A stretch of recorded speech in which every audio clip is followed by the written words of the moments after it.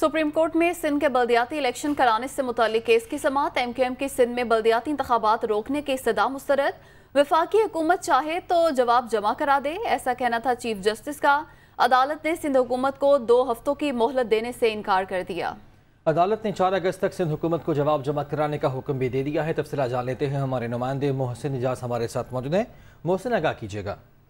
देखिए, supreme court में बल्दियाती election से मुतालिक केस की समाअत हुई है और सुप्रीम कोर्ट की जानिब से MQM की सिंध में बल्दियाती इंतखाबात का दूसरा मरहला रोकने की जो इस्तदा है उसे मुस्तरद किया गया है और अदालत ने इस डिलिमिटेशन से मुतालिक सिंध हुकूमत से जवाब भी तलब किया है।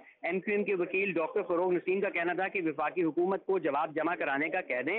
इस पर चीफ जस्टिस ने कहा कि वफाकी हुकूमत चाहे तो जवाब जमा करा दे। एडवोकेट जनरल सिंध का इस मौके पर कहना था कि सिंध हुकूमत को तहरीरी जवाब जमा कराने के लिए 2 हफ्तों का वक्त दिया जाए, ताहम अदालत की जानिब से सिंध हुकूमत को 2 हफ्तों की मोहलत नहीं मिली। ये कहा गया MQM के वकील की जानिब से कि 27 अगस्त को लोकल बॉडीज का जो इलेक्शन का दूसरा फेज है वो शेड्यूल है और 2 हफ्तों का वक्त दिया गया तो फिर सिंध हुकूमत कहेगी कि पोलिंग करीब है। अदालत ने इसके बाद 4 अगस्त तक सिंध हुकूमत को जवाब जमा कराने का हुक्म देते हुए इस केस की समाअत 4 अगस्त तक मुलतवी कर दी है और अब आइंदा इस केस की समाअत 4 अगस्त को होगी और चीफ जस्टिस की सरबराही में 2 रुकनी बेंच ये मामला सुनेगा। मोहसिन, शुक्रिया आपका।